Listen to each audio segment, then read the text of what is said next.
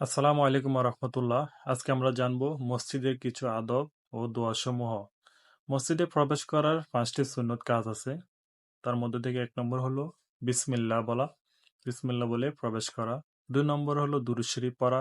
এই দুটিকে একসাথে এভাবে পড়া যায়, বিসমিল্লাহি ওয়াসসালাতু ওয়াসসালামু আলা রাসূলিল্লাহ সাল্লাল্লাহু আলাইহি ওয়াসাল্লাম।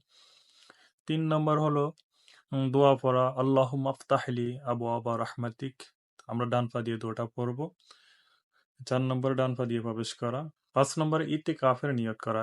নিয়তটা হলো নাওয়াইতু সুন্নাতাল ইতিকাফ, নাওয়াইতু সুন্নাতাল ইতিকাফ।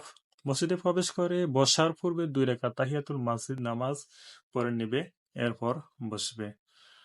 এর ফায়দা হলো হাদিস শরীফে হুজুর সাল্লাল্লাহু আলাইহি সাল্লাম বলেন, মসজিদে যদি কাউকে দেখো হারানো জিনিস সম্পর্কে কেউ কাউকে জিজ্ঞাসা করছে কিংবা তালাশ করছে, তখন তাকে বলবে আল্লাহ তাআলা যেন তোমাকে এটা না দেন বা ফাইয়ে না দেন। কারণ মসজিদ কারো হারানো জিনিস খোঁজার জন্য বানানো হয়নি।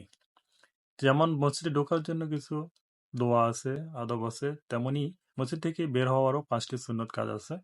1 নম্বরে বিসমিল্লাহ বলা, এরপরে আবার দুরূদ শরীফ পড়া। এই দুটিকে আবার আমরা যদি একসাথে বলি, বিসমিল্লাহি ওয়াসসালাতু ওয়াসসালামু আলা রাসূলিল্লাহ।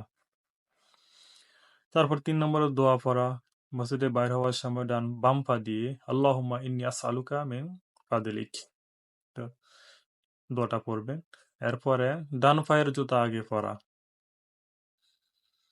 আল্লাহ পাক সবাইকে আমাদের এগুলো জানার, এমন আমল করার তৌফিক দান করুক।